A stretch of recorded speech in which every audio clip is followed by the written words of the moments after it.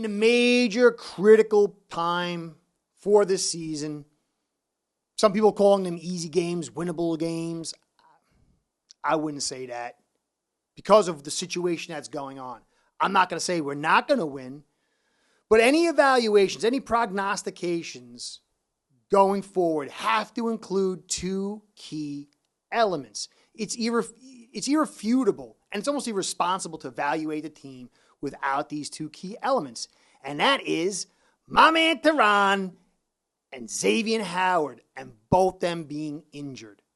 I said at the beginning of the season, these guys, as long as they're healthy, anything's possible. One guy goes down, but he can come back at some point. We'll still be all right until he gets back. But if both go down, run for the lifeboats. Now, I could be wrong, but Terron, his toe is very seriously messed up. Howard's got 2 groin injuries. This looks like stuff that's going to go on for the entire season. I mean, maybe somehow they could baby it until week 11, but I don't know. So any evaluations have to circle and be focused with this idea.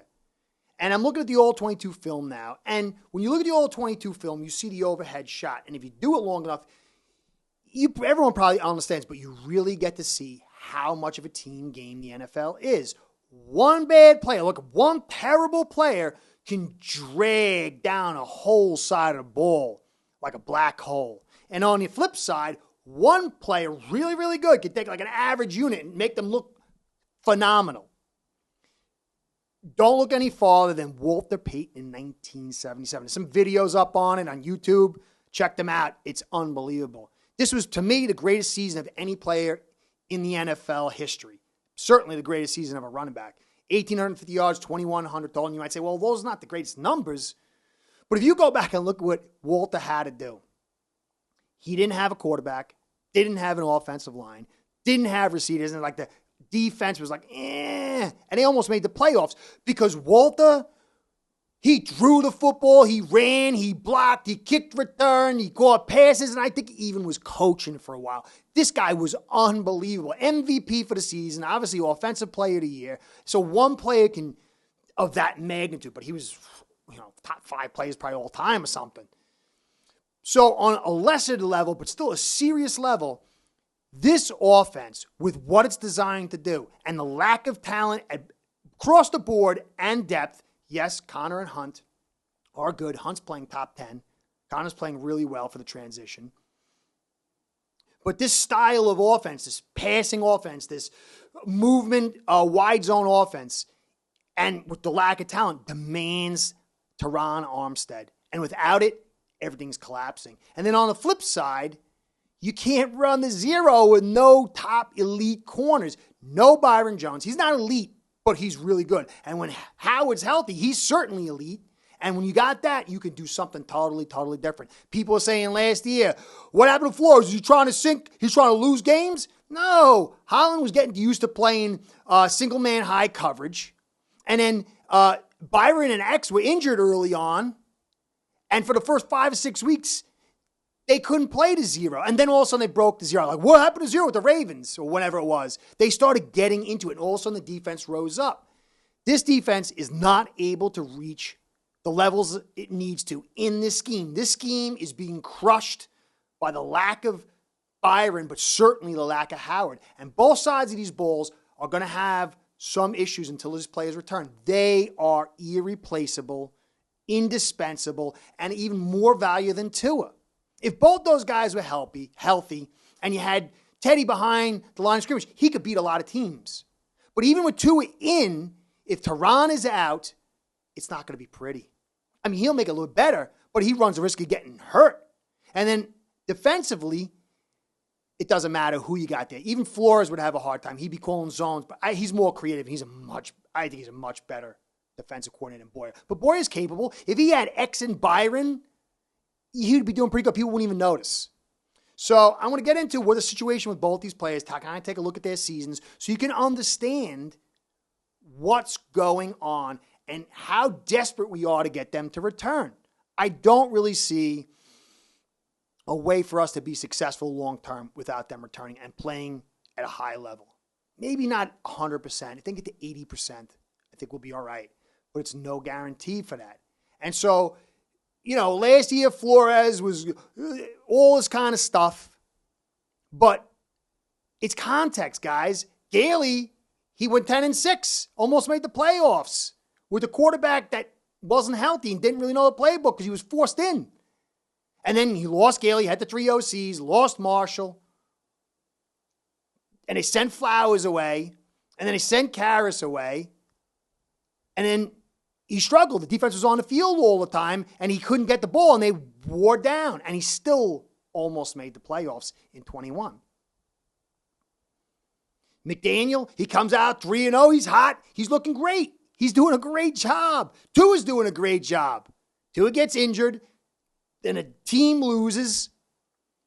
And remember, Terron was playing that Bengals game injured. And Howard left the game midway through. Then they played the Jets. Terron, short period, then he had to go. Howard wasn't in. And that's what we got to look forward to. So I'm going to talk about all that stuff, the injuries, and understanding the context of the season these two guys are having, and a little bit of comparison to the people around them. Because this is the critical evaluation. That's going to point back again to something else I'll say at the end. But I want to thank you for stopping by. It ain't easy. It ain't easy. It's not easy being a Fin fan. So I thank you for stopping by. For me, it's evaluation. I like all the teams, love my team. But even when my team's not doing good or struggling, I don't really get nervous because I just like to evaluate my players. Because I know that I'm going to be a Dolphins fan next year. And some of these players are going to be here. So I want to get to watch them. I enjoy their performances. I'd love to enjoy their performances in the big game in the Super Bowl. But I'm a Dolphins fan, so I got to take what I can get. So thank you for stopping by. I want to give you a shout out, but also want to give a shout out to AcePerHead, my sponsors, because without you guys and without them, show ain't going down. AcePerHead's betting software is the premier white label platform for bookies to manage their players and grow their sportsbook operation. Click the link in the description below to get set up in minutes. Ask for the Curtis promo and get a special introductory discount. All right, so Terron had 0 sacks, 1 hit, 7 hurries, and 8 pressures on the season before he had to exit. Now, over the last 2 games of him being highly injured, he gave up 4 of those 8 pressures, 3 of those 7 hurries, and the 1 hit. Injuries sucked his talent dry. And he still has a 93.9 win rate percentage. In comparison, Eichenberg has given up 2 sacks, 3 hits, 10 hurries, and 15 pressures. Little, 1 sack, 6 hits, 9 hurries, and 16 pressures. And then to add a little comparison, Hunt's given up 2 sacks, 1 hit, 4 hurries, and 7 pressures. He's playing really well. Not great, but really well for a guy who's in his 3rd year. But you can see, PFS got them rated the worst right tackle and the worst left guard, and that's true. And then if you put Shell, thanks Chris for getting me to remember his name, over there, he's not getting good either. He gets beat on speed. It's going to be ugly, guys. We're not going to have a functioning offense without Terron. And Terron can't be 50%, 60%. He's got to get into the 80, 85 level. And it's still going to be hard for us to get long-term success without Terron in. Now, people are going to say, Skyler's holding on the ball too long. He sucks. Well, a lot of people aren't going to say that right now. He's still, the favorite. But they were saying for years, 2 years now, or whatever it is, Tua sucks. Tua had the worst offensive line in the history that I remember of the Miami Dolphins. And you got to see Skyler, who has talent. He can grow into something. What? I don't know. But you could see the guy nearly destroyed in one game because of an offensive line that's poor. And I don't even know if they're as bad as the offensive line last year. I think they are. Sadly, if you look at Davis, who nobody likes, Jesse Davis, he sucks. 8 sacks on the season, giving up 10 hurries, 10 hits, 39 hurries, and 57 pressures. That's a lot.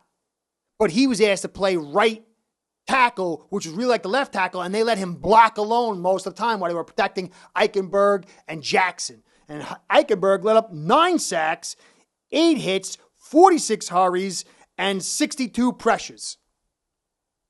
Davis had a much harder job. He was playing Terron's role last year. If you had moved him in guard or gave him a little help or had somebody who could spread help, he'd have been much better than whatever we have this year. Not saying he's great, but he's better than Shell, and he's better than Little, and he's better than Jackson, at least because he can sort of run block. Not saying we need it, but understand, this offensive line might be worse than last year without Terron. Now that I think about it. And that was the worst line I'd seen in history. We'll get to see. We need Terron back. That toe is going to linger. I don't know how long, but he's got to come back. There is no sense of consistency on this offense or protecting your quarterback without Terron. Now, he's had 3 penalties, reception percentage of 67, 269 yards allowed, forced incompletions is 5, which is the top on our secondary, pass breakups 4, which is top in our secondary, but he's given up 4 TDs, he's dropped 2 picks, and he's a 21.4 missed tackle rate. And that is our best cornerback. But that's not Howard from last year or the year before. Certainly not the year before. This defense cannot. So Boyer, I don't think Boyer's bad. I think he's okay. I think he's pretty good. With, Flores' playbook, and he's able to, but he's not Flores. But there's no way you could exist. Kohu's playing good, but he's not designed for man coverage and playing the zero. I'm going to do a whole thing on the defense tomorrow. Our pressures are not, we had one good game for pressures, but we're not where we need to be because when we bring the pressure, we open up those corners, and Wilson was hitting overs in the corners, the deep corners, and that's going to keep on happening. But he's got 2 groin injuries, and he's our best corner. And Byron, as he come back 3-4 weeks, it's going to take him 2 or 3 weeks to come back and practice and get himself up. So this defense, people will say, oh, they suck, they're third down. They're gutted. The most important players on this defense is the corners. They get left on an island a lot, and their job is to stay on that island and do a good enough job to let everybody else make their stuff. You see how bad a season Ogba's having? I don't think it's him not playing. He was okay with Cincy, with Kansas City. They brought him over here and put him in the Flores defense where they could do all kinds of stuff and move him all over the place, and he excelled. They're not really able to do that. I got to do a study on him too. It's not him jaking it. This defense is neutered without these corners. And so Terron is the offense because of our lack of depth on the offensive line and talent. And because of our scheme and lack of depth and talent at corners, Howard is that scheme. So you've taken the 2 most important players off this team. So you got to gauge it going forward. I like Flores. I thought Flores got a bad deal. And McDaniel, I kind of like McDaniel too. See how he deals the hard times. But he's going to start getting flack from the media if they start losing. And fans are going to start pointing the fingers. But they got to point the fingers at the design. It was a roll the dice. It was a riverboat roll. Put it all on red. Terron's going to stay healthy and Howard's going to stay healthy. Vest big with the construction around these 2 players and in money, and pray they don't get injured. But they're injured. So who should be the focus? It ain't Tua. It's not Skylar. It's not McDaniel or even Boyer. It's not any player even. Because McDaniel isn't in charge. He's not. He's not picking. I'll get into all that stuff. People would tell you a lot of stuff That's not true. I don't know if you get the videos anymore, but the quotes were out there. Maybe people remember some of them. I'm sure they had input. Flores had input. But the designer of this team, he had a plan. And we know the plan. Go big on the receivers. Put some spit and bail wire with some top-level players and go for broke. Without Terron and without Howard, most likely will go broke. And you got to go back to the designer. And I'll deal with that on a larger portion another day. It's not to say don't like Griot, whatever. He still has time. We can still make the playoffs. But if not, it's going to come back to us going all in on Red, on Terron, and on Howard. And if that doesn't pay out, that doesn't pan out, one guy to pay attention to. Anyways, Kurt saying thanks for stopping by. Please like, comment, subscribe. We're going to have some film studies and all this other stuff to try to make my case a little bit clearer. Catch you next time. Be well. Don't hang your head low. Something can happen. We got to believe. Until it ain't, it is. Kurt saying catch you next time. Go Fins. Be well. Start building your own online sportsbook today by getting signed up with AcePerHead.com service that'll allow you to book action on sports from all around the world.